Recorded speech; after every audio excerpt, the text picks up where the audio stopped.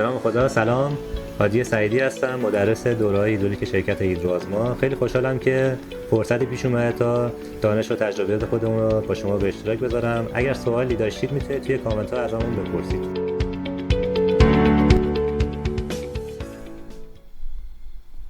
قطعه‌ای که امروز می‌خوایم درباره‌اش صحبت کنیم جک هیدرولیکه.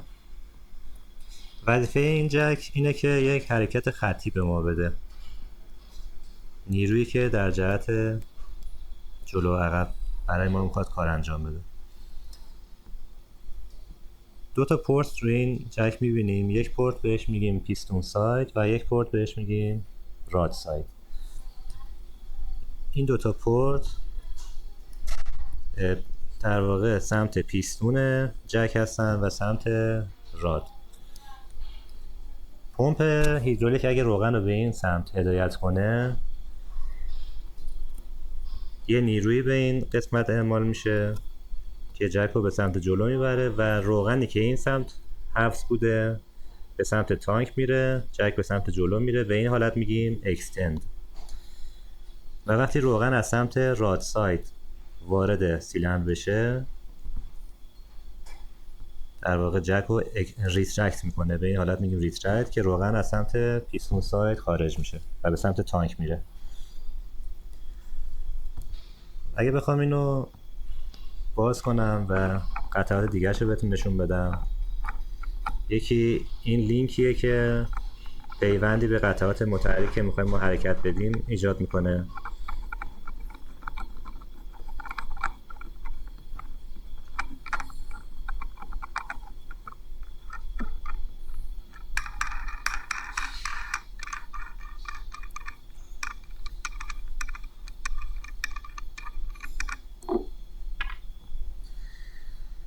یه پکینگی اینجا داریم که آببندی داخلی رو انجام میده، یعنی اجازه نمیده که روغن از سمت پیستون ساید وارد راد ساید یا بالعکس بشه.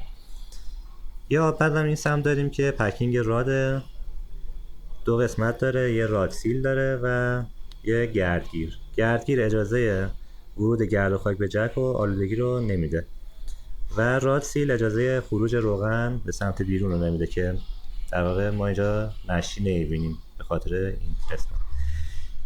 اینجا که ما داریم یه گلوی داره، من گلوی با کنم.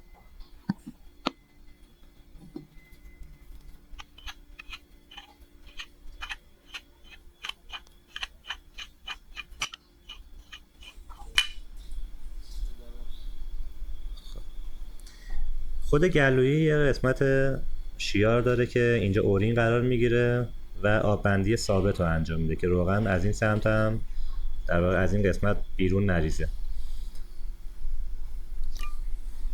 قسمت متحرک که مجموعه پیستون و راده،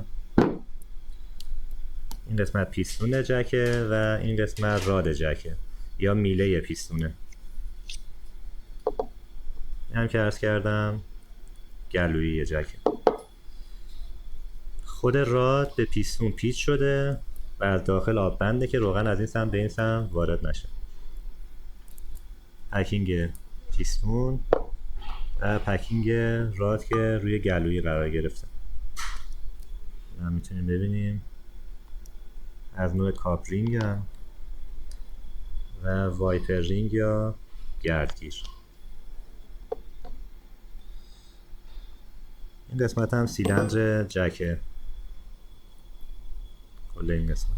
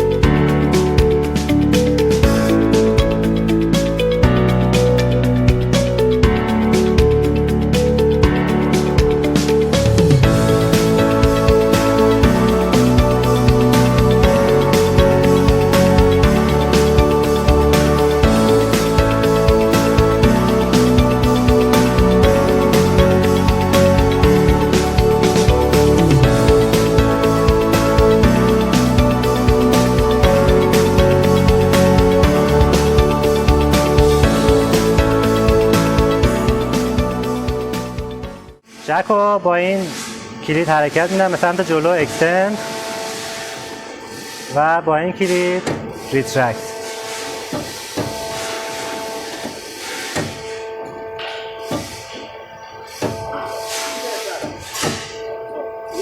خب نماد جک هیدرولیک رو میبینیم، یه جک هیدرولیک دو کاره. اجرا میکنم.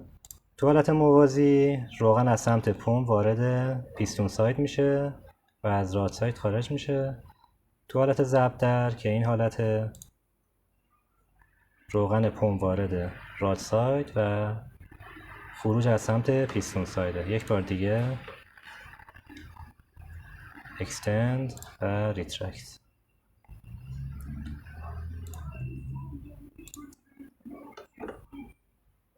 ممنون که تا آخر این ویدیو هم با ما همراهی کردید.